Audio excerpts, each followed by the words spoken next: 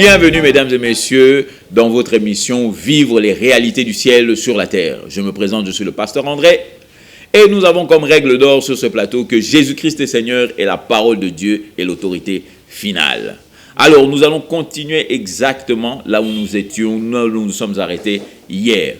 Et nous étions en train de déclarer que, en effet, vous devez comprendre que votre justice vient de Dieu et que, au-dedans de vous, la Bible dit que vous avez été fait justice par Dieu. Alléluia. Ce n'est pas vos actions qui vous emmènent à la justice, mais ce sont les actions de Dieu qui vous emmènent à accomplir la justice sur la terre. Amen. Alléluia.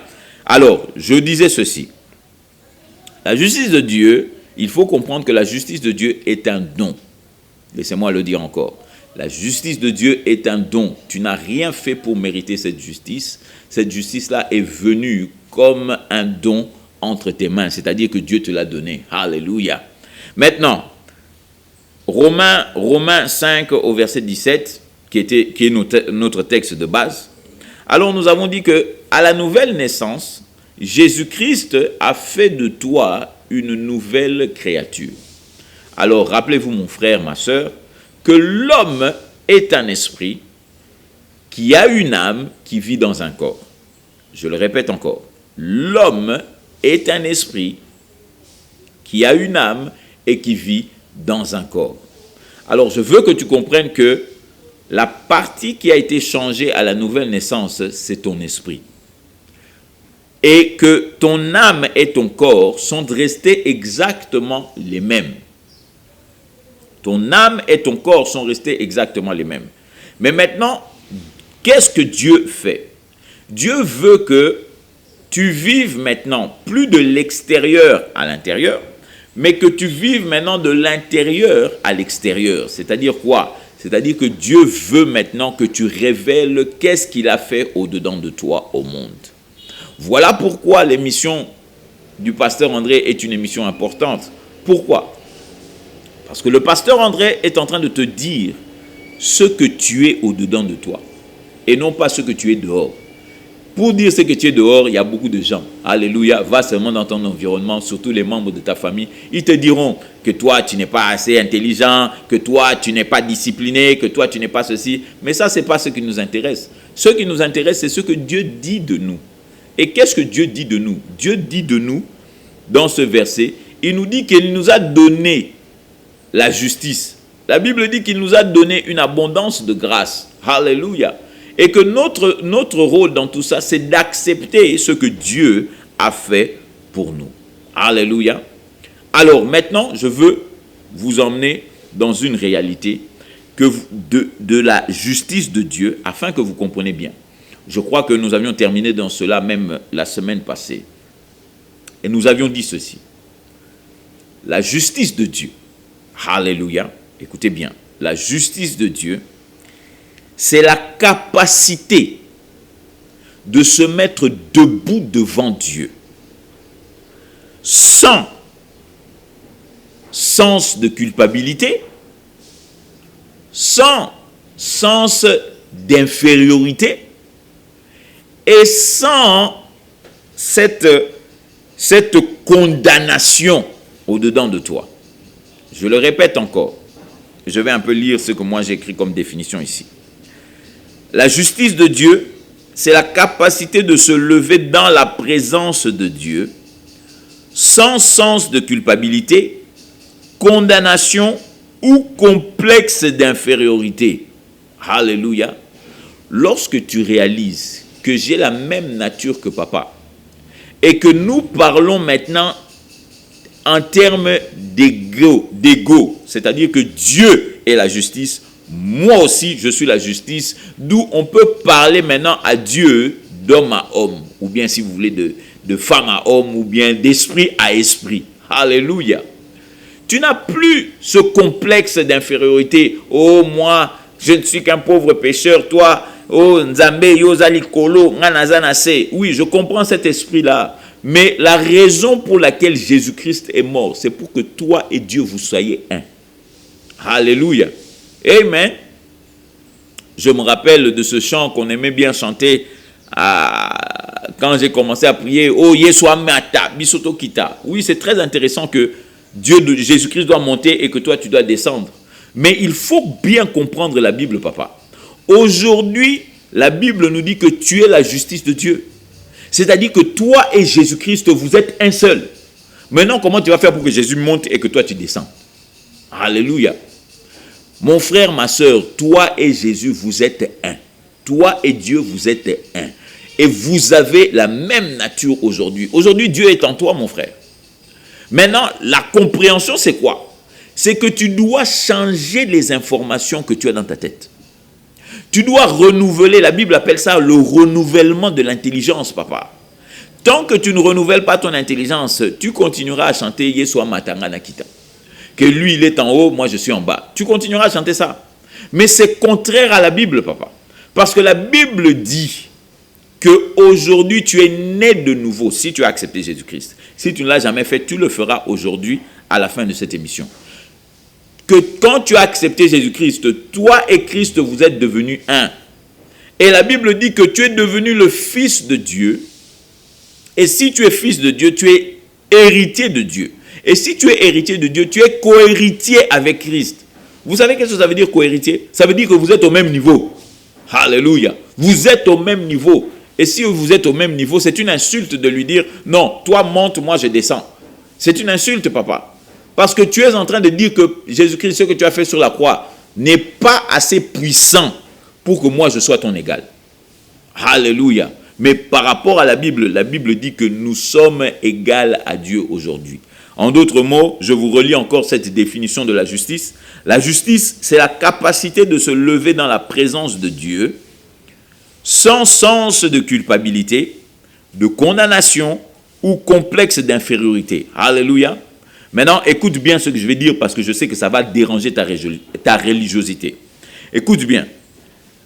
La justice de Dieu, c'est la capacité de se lever devant Dieu comme si le péché n'avait jamais existé. Regarde-moi bien dans les yeux. C'est la capacité de se lever comme si le péché n'avait jamais existé. Alléluia. C'est-à-dire que toi et moi, nous sommes de retour dans le jardin d'Éden avant que Ève parle au serpent. Alléluia. La Bible dit que lorsqu'ils étaient dans le jardin, tous deux étaient nus et aucun n'avait honte. C'est-à-dire quoi? C'est-à-dire qu'ils étaient ouverts devant Dieu. Dieu regardait tout au-dedans d'eux et ils n'avaient pas honte. Pourquoi? Parce que eux et Dieu étaient faits de la même manière. Alléluia. Eux et Dieu étaient faits de la même manière.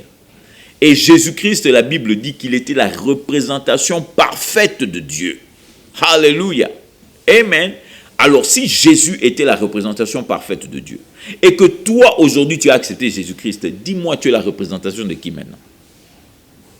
Alléluia. Tu es la représentation de qui? Alléluia. La Bible dit qu'il nous a prédestinés à être à l'image de son Fils. Si nous sommes prédestinés à être à l'image de son Fils, c'est-à-dire que Jésus-Christ et nous, nous sommes les mêmes personnes. Alléluia. Amen. Gloire à Dieu. Donc maintenant, qu'est-ce que cela veut dire réellement? Parce que là, nous parlons de nature. Nous ne parlons pas que, oh, je sens l'onction de Dieu qui me permet de rentrer dans la présence de Dieu. Non, non, non, non, non, non. On ne parle pas de ça. Ici, on parle de la nature. C'est-à-dire que si mon nom de famille est le même que Dieu le Père, c'est-à-dire que j'ai tous les droits de rentrer dans la présence de papa. Alléluia.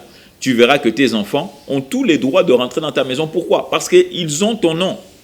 Et le jour où tu partiras, alléluia, le jour où Jésus-Christ reviendra, bon, quand Jésus-Christ reviendra, il n'y aura plus d'héritage, mais le jour où tu partiras au ciel, alléluia, le jour où tu partiras au ciel et que tu laisseras tes enfants sur cette terre, ils ont tous les droits sur ton héritage. Pourquoi? Parce qu'ils sont tes enfants, papa. Amen. Ils sont tes enfants, c'est ça qui leur donne le droit. Et aujourd'hui, la Bible dit que vous êtes héritiers de Dieu. C'est-à-dire que vous avez tous les droits de recevoir ce que Dieu a laissé pour vous. Pourquoi? Parce que simplement vous êtes ses enfants. Alléluia. Vous êtes ses enfants, mon frère, ma soeur. Amen. Donc, qu'est-ce que je veux dire par là? Je veux dire que chaque enfant de Dieu a le même droit d'accès dans la présence de Dieu le Père. Laissez-moi le dire encore. Chaque enfant de Dieu a le même droit d'accès dans la présence de Dieu à cause de sa justice, à cause de la nature. C'est la justice qui nous permet d'être présents devant Dieu. Alléluia. Ce n'est pas le titre. Alléluia. Je sais qu'il fut un moment où je croyais que mon pasteur avait une affinité avec Dieu que moi je ne pouvais pas avoir. Je pensais que certaines personnes dans l'église, ils sont plus près de Dieu que moi. Mais c'est faux. C'est faux, mon frère. C'est faux, ma soeur. Nous tous, nous avons le même accès devant Dieu. Les gens me diront, non, il ne faut pas dire ça.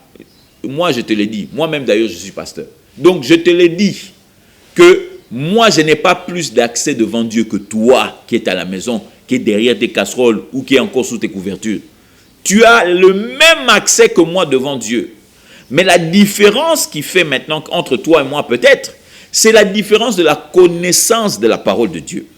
Moi, je sais comment accéder dans la présence de Dieu et je sais comment parler à Dieu et je connais le langage de Dieu. Pourquoi? Parce que je passe beaucoup de temps dans sa parole. C'est là peut-être qu'il y a une différence entre toi et moi. Mais mon frère, si maintenant là, tu dis c'est mon papa, écoute-moi. Papa t'écoute. Pourquoi il t'écoute? Parce que tu es sa nature. Tu as la même nature que lui. Tu as la justice de Dieu au-dedans de toi. D'où l'oreille. La Bible dit je crois que c'est dans Pierre plutôt, il dit que l'oreille de l'Éternel est tendue vers les justes. Alléluia. Et nous avons démontré que notre justice vient de Jésus-Christ. Donc Dieu a l'oreille tendue vers toi, mon frère. Dieu a l'oreille tendue vers toi. Oh, mais pasteur, moi je ne vais pas tout le temps à l'église. Ça, ce n'est pas un problème. Si tu as accepté Jésus-Christ, si depuis que ces émissions ici ont commencé et que tu as fait la prière que je fais à la fin de chaque prière, à la fin de chaque émission, tu as fait cette prière-là et que tu as reçu Jésus-Christ, mon frère, ma soeur, Dieu t'écoute. Mais maintenant, peut-être que le langage que toi tu parles, Dieu ne le comprend pas. Alléluia. Parce que Dieu n'écoute pas toutes les choses. Amen. Alléluia.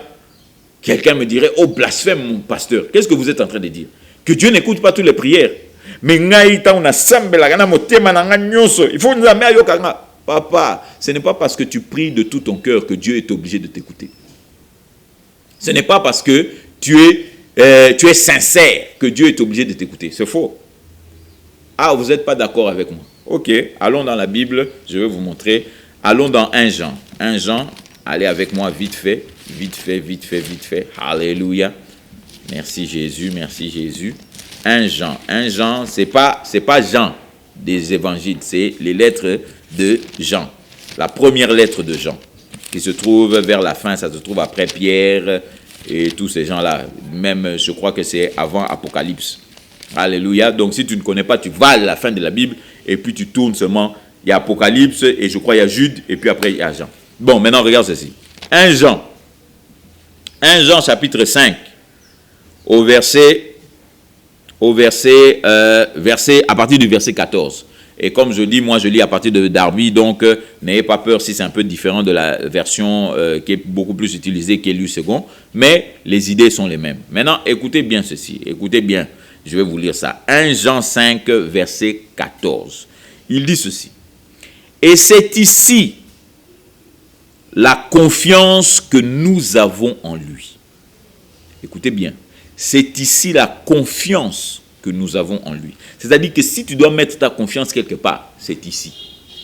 Si tu dois chercher comment je peux avoir confiance en Dieu, c'est ici. Parce qu'il dit, c'est ici la confiance que nous avons en lui. Que si nous demandons quelque chose, selon sa volonté, il nous écoute. Amen. Écoutez bien. La Bible dit, si tu demandes quelque chose selon sa volonté, il t'écoute. Selon sa volonté, il t'écoute. Et si, ça c'est le verset 15. Restons d'abord au verset 14. Il dit, si tu demandes quelque chose selon sa volonté, il t'écoute. Alléluia. C'est-à-dire que si tu demandes quelque chose en dehors de sa volonté, qu'est-ce qu'il fait? il ne t'écoute pas. Alléluia. Si tu demandes quelque chose en dehors de sa volonté, il ne t'écoute pas. C'est ça que la Bible dit. La Bible dit, si tu demandes selon sa volonté, il t'écoute. Donc le revers de la pièce, c'est quoi? C'est que si tu lui demandes en dehors de sa volonté, il ne t'écoute pas. Alléluia mon frère. Alléluia ma soeur. Est-ce que tu comprends ici que la Bible, ce qu'elle est en train de nous dire, c'est que Dieu n'écoute pas toutes les prières. Dieu n'écoute pas toutes les prières. Il y a des prières, tu peux pleurer, tu peux crier. Mais si ce n'est pas selon la volonté de Dieu, Dieu ne t'écoute pas. Alléluia. Amen mon frère. Amen ma soeur. Alléluia. Voici que le temps avance encore. Le temps nous fait défaut. Mais nous allons encore nous retrouver demain, après-demain. Et je suis encore là tant que Jésus-Christ nous permet d'être ici. Alléluia. Je ne voudrais pas terminer cette émission sans te donner l'opportunité encore une fois de recevoir Jésus-Christ comme ton Seigneur et Sauveur. La Bible nous le dit clairement que si tu confesses de ta bouche Jésus comme Seigneur et que tu crois dans ton cœur que Dieu l'a ressuscité d'entre les morts, tu seras sauvé.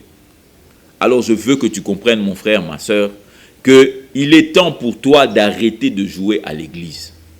Il est temps pour toi, mon frère qui va à l'église, qui chante même dans la chorale, il est temps pour toi que tu arrêtes ces choses-là. Essaye de faire croire aux gens que tu es quelqu'un que tu n'es pas.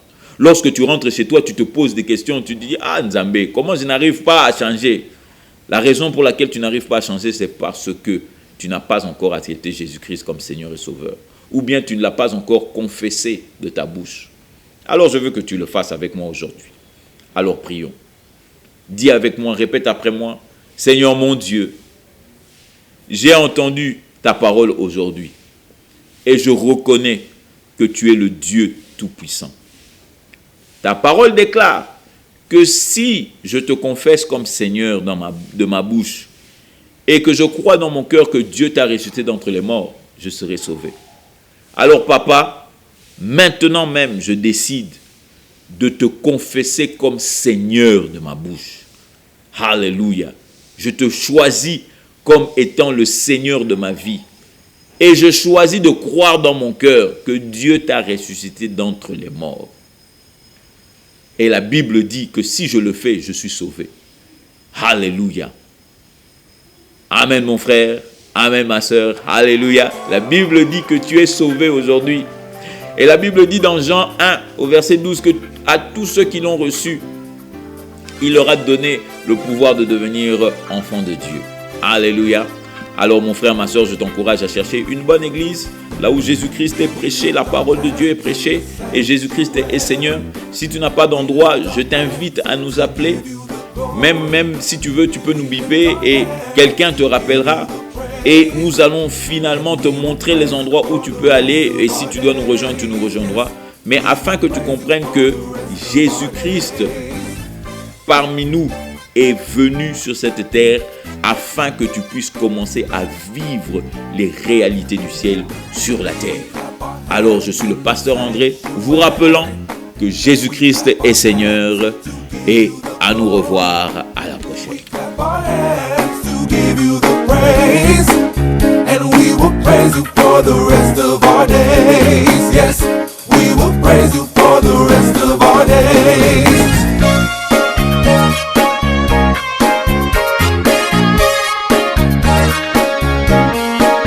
We sing a song